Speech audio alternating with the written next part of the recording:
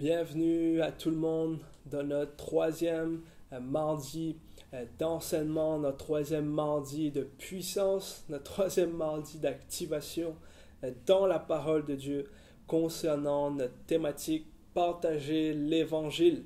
J'espère que vous allez bien, j'espère que votre semaine a été bien et j'espère que le Seigneur commence une œuvre puissante en vous et que vous avez pu commencer à pratiquer, commencer à évangéliser simplement là où vous êtes.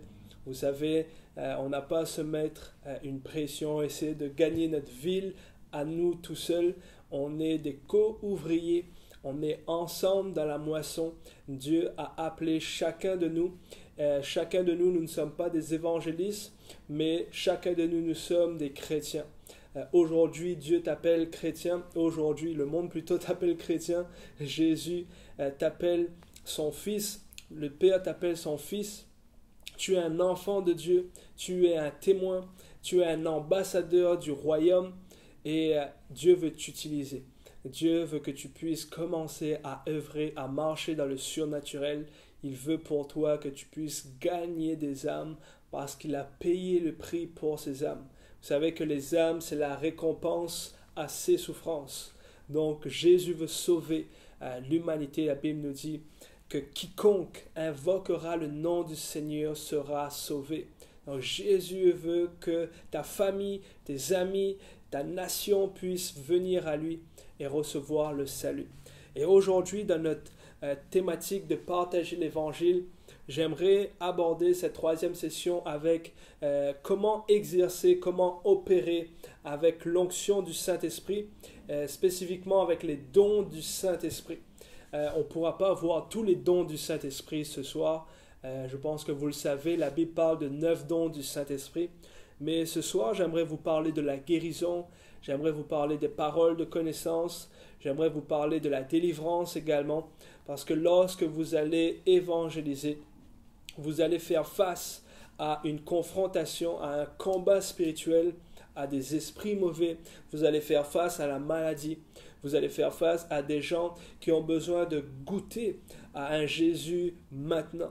J'aime ce que mon ami, l'évangéliste Samuel, déclare souvent. Il le dit, tu n'as pas à parler, ne parle pas de Jésus, mais parle de la part de Jésus. Et moi, la façon que je le déclare, c'est ne sois pas un historien de Jésus, soit un témoin. On n'a pas juste à aller dans les rues pour donner des informations, juste donner un pamphlet, juste donner une Bible aux gens, mais Dieu veut pour toi que tu puisses parler directement à ces personnes, comme si c'était Dieu lui-même qui s'adressait à ces personnes. Et lorsque cela se passe, on entre à ce moment-là dans l'évangélisation prophétique. C'est comme cela que j'évangélise. En général, je ne vais pas dans les rues juste pour prêcher le salut à haute voix ou juste prêcher le salut. Mais j'aime lorsque j'ai reçu une parole de la part de Dieu pour quelqu'un spécifique. Et en général, cette personne va accepter Jésus parce qu'elle va avoir une rencontre divine à ce moment-là. C'est l'évangélisation prophétique. Avant cela, j'aimerais te rappeler ce passage dans Marc 16. Si je ne me trompe pas, à partir du verset 15 au verset 20, vous pourrez vérifier, je ne l'ai pas pris en note. Mais ce passage de Marc 16 nous dit « Voici les signes qui accompagneront ceux qui auront cru. En mon nom, ils chasseront les démons, ils guériront les malades, ils feront des signes extraordinaires. » Et cela, c'est les signes qui accompagnent ceux qui ont cru. Ce n'est pas juste pour les pasteurs, ce n'est pas pour les évangélistes, c'est les signes de puissance qui accompagnent la vie d'un croyant. Donc aujourd'hui, tu es un croyant. Dieu veut t'utiliser dans la délivrance, dans la guérison, dans le fait de rendre libres les lépreux, dans le fait de ressusciter les morts. Dieu veut t'utiliser pour manifester sa puissance et son règne sur terre dès aujourd'hui. Donc, on voit dans Jean 10 au verset 27, Jésus déclare « Mes brebis entendent ma voix et me suivent. » Et j'aime cela parce que lorsque j'évangélise, j'ai l'assurance que Jésus va me parler. J'ai l'assurance que j'entends la voix de Dieu lorsque j'évangélise. Et en fait, comme je l'ai mentionné la semaine précédente. Mais lorsque tu es en train de témoigner, de prêcher l'évangile à quelqu'un, tu peux entendre la voix de Jésus te dire quelque chose de surnaturel. Tu peux recevoir une parole de connaissance et tu entres à ce moment-là dans l'évangélisation de puissance, dans l'évangélisation prophétique. Et tu verras des gens être touchés comme cela parce que tu as manifesté la puissance de Dieu. Pourquoi j'insiste sur la puissance de Dieu? J'aimerais être honnête avec vous, l'évangélisation est puissante ou ce n'est rien du tout. Je suis cash, mais l'évangélisation doit se faire par la puissance. Paul va déclarer son discours ne se fait pas juste par la sagesse humaine, juste par les bonnes éloquences humaines, pas par ses propres mots humains, mais ma parole, mon discours se fait par une démonstration d'esprit et de puissance. Paul savait que lorsqu'il allait dans un lieu où l'évangile n'est pas prêché, lorsqu'il va dans un environnement où Jésus n'est pas reçu, lorsque tu vas dans les rues par exemple, Paul savait qu'il devait prêcher l'évangile et manifester la puissance pour que les cœurs puissent recevoir, pour que les cœurs puissent être confrontés à la réalité de Dieu à ce moment-là, au surnaturel. Lorsque quelqu'un est guéri sous tes yeux et que tu viens lui partager l'évangile, elle ne peut pas nier ce qui vient de se passer. Elle goûte à ce moment-là à la bonté et à l'amour de Dieu. Donc je t'encourage à être un témoin de la puissance du Saint-Esprit. La Bible nous dit dans Acte 1, au verset 8, vous recevrez une puissance et vous serez mes témoins. C'est la puissance qui fait de toi un témoin. Tu n'es pas juste un témoin des faits historiques de Jésus. Jésus a dit à ses disciples, attendez, n'allez pas raconter, n'allez pas évangéliser jusqu'à ce que vous puissiez recevoir le Saint-Esprit. Parce qu'il savait que cela devait se faire par la puissance du Saint-Esprit. Et aujourd'hui, j'aimerais t'encourager. Comment faire pour commencer à avoir des paroles de connaissance lorsqu'on évangélise? La première chose que j'aimerais te parler, c'est les paroles de connaissance. Qu'est-ce que c'est? Les paroles de connaissance n'est pas une formule magique, ce n'est pas quelque chose de la divination, ce n'est pas quelque chose que tu as essayé de raisonner par toi-même, ce n'est pas une information que tu as reçue, que tu as essayé de chercher avant, ce n'est pas ta propre intuition, mais c'est réellement la réception d'un fragment de la connaissance de Dieu. Dieu connaît toutes choses. Dieu connaît le non-croyant que tu fais face dans les rues à ce moment-là. Et Dieu connaît parfaitement sa vie. Mais si tu te connectes au cœur de Dieu, si tu te connectes à l'amour de Dieu, si encore une fois tu es motivé par l'amour, les amis, on a accès à la connaissance de Dieu.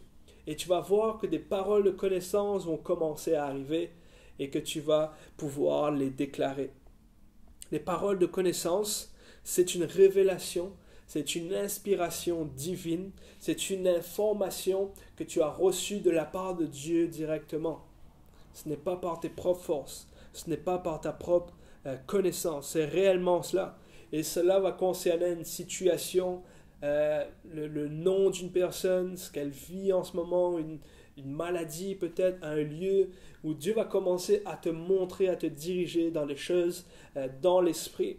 Et cela se fait par les paroles de connaissance. Je pourrais te raconter ce témoignage tellement puissant où j'étais avec mon ami l'évangéliste Samuel et j'ai reçu une parole de connaissance. Dieu me disait le prénom Martine et on est allé dans un centre d'achat chercher cette Martine et littéralement on abordait les gens leur demandant est-ce que vous vous appelez Martine parce que Dieu veut vous parler. Donc on a cherché, abordé des dizaines de personnes et lorsqu'on a trouvé cette Martine, on a commencé à lui parler de Jésus et c'était littéralement plat. Elle ne voulait rien entendre à ce moment-là, on pensait que rien ne s'était passé. Mais avant de partir, j'ai senti dans mon cœur, mon ami Samuel a senti également, on sentait qu'il fallait prier pour un bébé. Qu'il fallait prier, comme si on sentait qu'elle était enceinte, mais on devait prier pour un bébé. On a juste déclaré cette parole-là, encore une fois, une autre parole de connaissance, et on est parti. Et quelques mois plus tard, on est à l'église, au beau milieu de l'église, quelqu'un au milieu de la louange frappe sur mon épaule, c'était Martine. Et elle arrive avec un bébé, elle m'appelle, on va dehors, moi et Samuel, on l'écoute, elle me dit, à ce moment-là, j'allais avorter. et j'ai gardé mon enfant à cause de cette parole, parce que je n'avais pas de finances. Mais à cause de cette parole, j'ai gardé l'enfant. Et dès que vous êtes venus, Dieu a commencé un processus. Maintenant, j'ai accepté Jésus-Christ dans ma vie et j'ai gardé mon bébé. Aujourd'hui, cette femme est une leader louange. C'est une adoratrice et elle sert Jésus. Donc, cela s'est fait uniquement par des paroles de connaissance. Donc, je vous encourage, les gens peuvent littéralement être sauvés par une parole de connaissance. Et comment on reçoit une parole de connaissance? Comment on la discerne? Cela peut se faire par une chaleur, imaginons. Très souvent, tu es dans la louange, tu sens des fois, tu as une chaleur au niveau des mains. Mais lorsque tu vas dans les rues, lorsque tu es, peu importe, dans ton travail, à n'importe quel moment, tu peux sentir comme une chaleur au niveau d'un endroit de ton corps. Ça peut être une parole de connaissance pour quelqu'un qui a une maladie à cet endroit. C'est de cette façon que Dieu me parle pour la maladie, pour la guérison. Et je vais être dans les rues et je vais sentir une chaleur au niveau de mon épaule. Et je vais aller dans les rues et je vais savoir, je sais que quelqu'un a un problème à l'épaule à ce moment-là. Donc une chaleur quelque part, même pendant que tu parles à cette personne. Pendant que tu es en train d'aborder quelqu'un, tu parles à cette personne, tu prêches Jésus, tu témoignes, et pendant que tu es en train de parler, tu as une douleur au niveau de ta tête. Et tu ne sais pas pourquoi tu penses que c'est une migraine.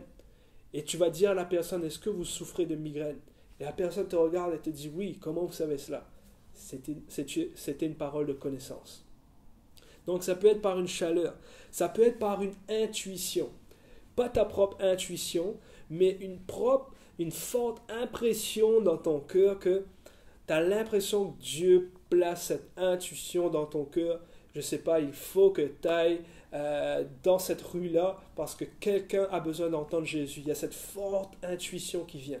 Ça peut être une parole de connaissance. Ça peut être une forte intuition de quelqu'un qui traverse une situation difficile. Et tu déclares la parole et tu te rends compte que c'est une parole de connaissance. Donc, ça peut se faire comme ça peut se faire par une vision également. Une vision, une image que tu as dans ton cœur ou même une vision ouverte. Une vision ouverte, c'est assez rare, mais ça m'est déjà arrivé. Quelqu'un marche dans la rue et juste au-dessus de sa tête, littéralement comme un écran qui s'ouvre et je vois une situation. Je vois comme un film se dérouler et je vois cette femme vivre une situation difficile.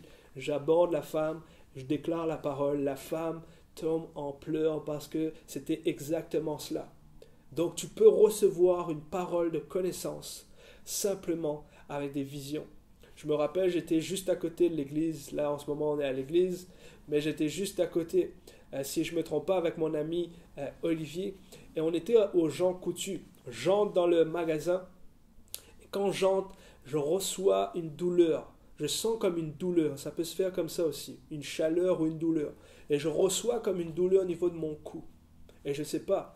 Et je me dis, quelqu'un ici souffre d'une douleur au niveau de son cou. Et on a commencé à chercher, il n'y avait personne. Jusqu'à la fin, avant de partir, la caissière, la femme qui était à la caisse, était au téléphone avec quelqu'un. Et j'ai littéralement dit à la caissière, je l'ai interrompu dans sa conversation. Je lui ai dit, est-ce que la personne avec qui vous parlez au téléphone a un problème au niveau de son cou? Et elle pose la question, la personne me dit, mais oui, mais comment vous savez ça? C'est fou. Je lui ai dit, est-ce que vous pouvez me passer le téléphone? Au beau milieu d'un Jean Coutu, avec deux inconnus, je parle à quelqu'un que je ne connais pas au téléphone. Mais ça, c'est l'audace, c'est le zèle du Saint-Esprit. Et je parle au téléphone et je déclare la guérison sur cette personne. Et je suis parti. Et je sais que Dieu a guéri cette personne-là. Je sais que Dieu a agi. Et cela s'est fait uniquement par une parole de connaissance. Donc tu peux recevoir, tu peux sentir comme une douleur rapidement, ça peut être une parole de connaissance. Donc je t'encourage à discerner cela. Quand tu es dans les rues, reste à l'écoute du Saint-Esprit. Une autre chose, ça peut être une émotion. Ça c'est assez... souvent, on n'y pense pas. Tu arrives dans un lieu et tu sens comme une tristesse soudaine rapidement. Ou tu sens comme une lourdeur. Ou tu sens comme un découragement rapidement. Et très souvent, on croit que c'est notre propre ressenti, c'est nos propres émotions. Ça peut être une parole de connaissance pour quelqu'un. Donc les amis, il faut oser risquer, demander la parole. Si on s'est trompé, on n'a rien à perdre. Honnêtement, si on s'est trompé, qu'est-ce que tu as à perdre? La personne va te dire non, c'est pas moi. J'ai osé, j'ai pris des risques tellement grands là-dedans. Parce que moi et mes amis à La Réunion, lorsqu'on faisait de l'évangélisation de rue, on essayait continuellement de repousser les limites de l'impossible pour essayer d'être dans une évangélisation de puissance et de surnaturel. Donc on abordait les gens et on provoquait cela, on prenait des risques. Parce que oui, le Saint-Esprit nous fait des dons, c'est lui qui nous utilise, mais tu peux te positionner en position où tu peux provoquer le miraculeux, où tu peux provoquer quelque chose de puissant. Et littéralement, on abordait les gens et on ouvrait notre bouche par la foi, on déclarait. Est-ce que vous vous appelez comme cela? Et je vous vois avoir vécu cela dans votre enfance. Est-ce que vous avez vécu cela? Et je crois que Dieu veut faire ceci et cela pour vous. Et on déclarait des paroles de connaissance. Et parfois, la personne nous disait, non, pas du tout, c'est pas moi. Qu'est-ce qu'on a à perdre? On s'est juste trompé. On a juste essayé d'être à l'écoute du Saint-Esprit. On n'a pas essayé de faire par notre propre force. On se repose sur Jésus. Mais par contre, on veut marcher dans le surnaturel. Et on veut croire que Dieu nous utilise. Parce qu'il nous a fait des dons. Lorsque quelqu'un te fait un don, c'est à toi d'utiliser ce don-là. Donc n'attends pas juste que le Saint-Esprit te dise ou te donne une parole. Toi aussi, tu peux provoquer cela. Comment? En prenant des risques. En faisant des pas de foi. C'est par la foi que le surnaturel se manifeste. Donc voilà quelques pistes pour discerner les paroles de connaissance lorsque vous êtes en train d'évangéliser. Maintenant, concernant la guérison, rapidement, le temps passe tellement vite. J'espère que vous êtes avec moi et que cela vous encourage. J'aime parler de la puissance du Saint-Esprit. Quelques voies pour exercer la guérison. La première chose, c'est l'imposition des mains. Si tu es nouveau, peut-être tu as déjà remarqué à l'église, le pasteur ou quelqu'un de l'équipe va peut-être prier, imposer les mains sur quelqu'un, il va mettre sa main sur quelqu'un. On appelle cela l'imposition des mains. Il suffit juste de poser ta main.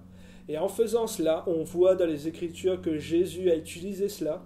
Je ne vais pas prendre les versets bibliques, ce sera tellement lent pour chaque chose. Mais Jésus a utilisé l'imposition des mains. Il a posé sa main sur les malades, il a prié et le malade était guéri. Tu peux faire la même chose. C'est la façon la plus courante que tout le monde utilise, l'imposition des mains. L'idée est simple, tu vas dans les rues, tu abordes quelqu'un, on a vu comment faire, mais cette fois-ci tu peux dire à cette personne, j'ai vu que vous avez un problème à votre jambe, est-ce que je peux prier pour vous? Si la personne est d'accord, tu vas juste lui dire, je vais juste mettre ma main sur votre genou si vous êtes d'accord, et tu vas toucher son genou, tu vas toucher là où il y a un problème. Bien sûr, si c'est une partie intime, vous n'y touchez pas, bien sûr. Essayez de juste déclarer la parole ou essayez de mettre votre main sur son épaule ou de prendre sa main. Mais l'idée est simple, c'est d'avoir un point de contact. L'imposition des mains, c'est d'avoir un point de contact. Et on va imposer nos mains et on va déclarer la guérison. C'est important, on va prier pour la guérison, on va parler une parole de guérison. La guérison n'est pas dans tes mains. Ce n'est pas tes mains qui guérissent. Déjà, c'est Jésus qui guérit. Mais c'est ta prière de foi à ce moment-là qui va relâcher le miracle dans la vie de la personne. Donc l'imposition des mains, une chose. La deuxième chose, c'est les paroles de connaissance. Donc de la même façon, des fois, la guérison et les paroles de connaissance marchent ensemble. Donc vous allez voir que très souvent, vous allez recevoir des paroles de connaissance pour la guérison et juste en la déclarant, la parole, la personne va être guérie juste avec la parole de connaissance. Donc je vous encourage à être attentif aux paroles de connaissance pour la guérison. La troisième chose, c'est les témoignages. Un témoignage, c'est une invitation pour une répétition. Un témoignage, c'est une invitation pour une répétition. Le mot témoignage veut dire Dieu veut faire à nouveau. Donc quand tu partages un témoignage, tu es en train de déclarer ce que Dieu veut faire à nouveau. Donc je t'encourage à prier pour les gens, pour les malades, avec des témoignages. Par exemple, tu as vu un malade être guéri à l'église, ou toi-même tu as prié pour un malade qui a été guéri, et tu rencontres une autre personne avec ce même problème. Tu vas l'aborder, tu vas lui dire « Bonjour monsieur, j'espère que vous allez bien, je suis chrétien, j'ai vu que vous avez le bras paralysé. » Eh bien, j'ai déjà prié pour quelqu'un qui avait un bras paralysé et juste à la mention du nom de Jésus, la personne a été totalement guérie. Et en partageant ce témoignage, tu vas activer la foi. Tu vas créer une atmosphère de foi autour de toi. Tu vas réveiller la foi dans le cœur de cette personne. Et ça se peut que cette personne va être guérie à ce moment-là. Les témoignages sont puissants. On voit dans l'histoire avec Jésus, j'ai tellement pas le temps d'aller creuser cela, mais c'est puissant. On voit que les gens cultivaient le témoignage. Ils entendaient parler qu'en touchant le bord du vêtement de Jésus, on pouvait être guéri. Donc Jésus avait juste à aller dans un autre lieu. Il connaissait personne à ce moment-là dans ce lieu-là, et les gens voulaient déjà toucher le bord de son vêtement, parce qu'ils avaient entendu qu'en touchant le vêtement de Jésus, on pouvait être guéri. Donc les témoignages invitent une répétition. C'est très puissant. Quatrième chose, c'est les actes de foi. Jésus a utilisé cela énormément de fois. Je vous encourage à faire la même façon, mais d'impliquer la personne avec vous dans l'acte de foi. De l'impliquer vraiment avec vous dans l'acte de foi. C'est simple, c'est de dire à la personne d'essayer de faire quelque chose qu'elle ne pouvait pas faire avant. Et très souvent, le miracle va se faire pendant l'acte de foi. Vous allez lui dire, lève-toi de ton fauteuil roulant peut-être, ou essaie de marcher sans les béquilles, ou essaie de lever ton bras si ton bras était paralysé. Et en faisant l'acte de foi, la personne va être guérie. Jésus a prié pour des aveugles, il va dire à l'aveugle, va te laver à tel endroit. Et en faisant l'acte, la personne est guérie. Donc, les actes de foi sont puissants. Et à chaque moment de ces 4 choses que je t'ai données, tu peux prier. Tu déclares les paroles de guérison. Tu parles à la circonstance. D'ailleurs, une clé pratique que j'ai pour vous, c'est de parler au problème. De ne pas prier juste à Dieu, ne pas s'adresser à Dieu lorsqu'on prie à la guérison. On parle au problème. Jésus faisait comme ça. C'était court, c'était précis. Il disait, jambes, sois guérie. Ou lève-toi et marche. Ou jambes, pousse. Et vous devez faire de la même façon. Priez au problème. Si la personne a un mal de tête, vous ordonnez, mal de tête sort dans le nom de Jésus. J'ordonne à la guérison de prendre place. Malade soit guéri, jambes poussent, bras lèvent sans gêne.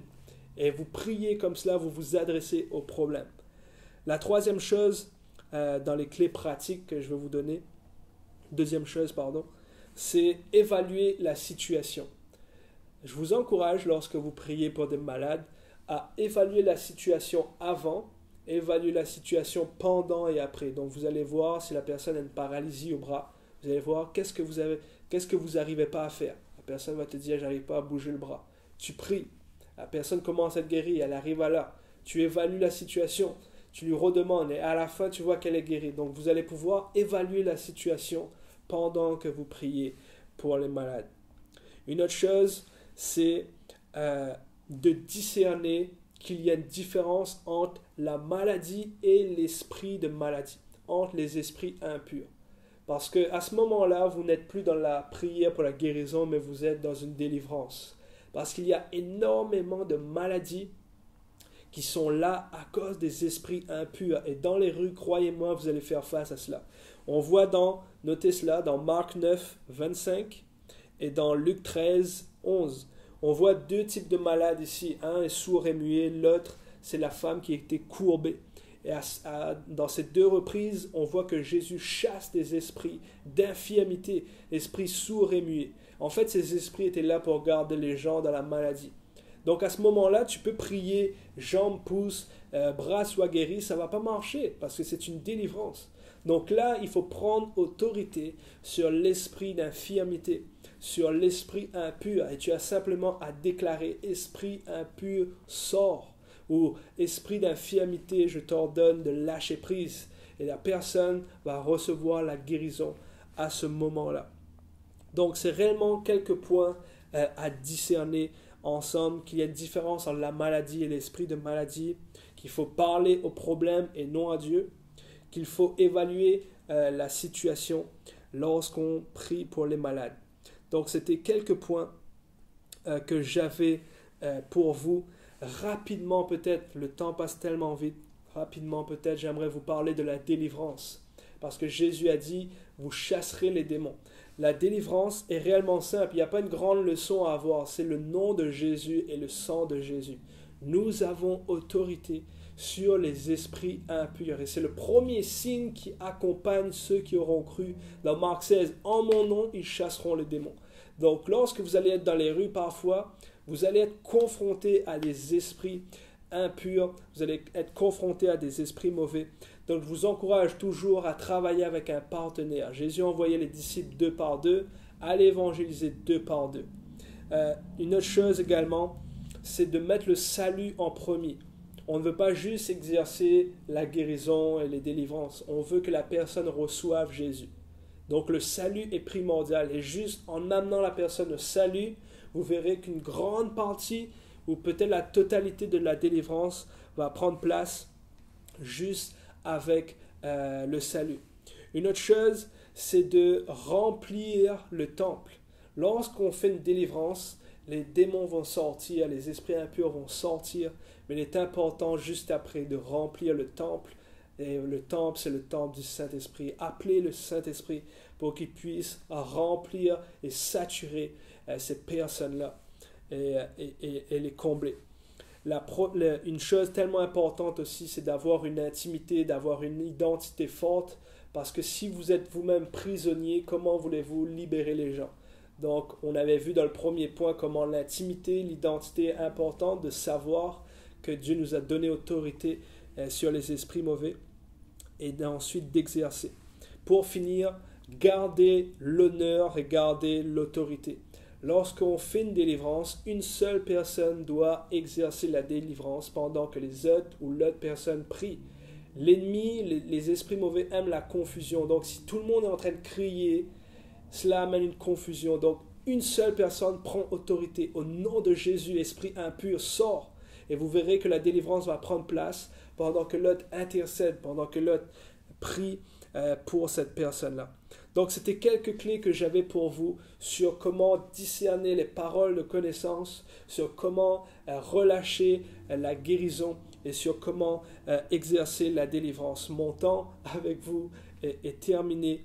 Je vous encourage cette semaine à commencer à pratiquer, à commencer à exercer dans la puissance du Saint-Esprit.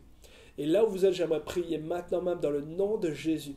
Seigneur, je prie que tu les actives et que ton feu soit sur eux, que tu puisses te manifester au milieu d'eux par des signes, des miracles et des prodiges dans le nom puissant de Jésus-Christ. Seigneur, accompagne leur message, accompagne leur prédication par des signes miraculeux, par des guérisons, par des délivrances, par la puissance du Saint-Esprit, parce que c'est ce que tu veux pour ces personnes-là. Ils sont des témoins et je prie que Saint-Esprit, tu puisses les saturer dans le nom de Jésus.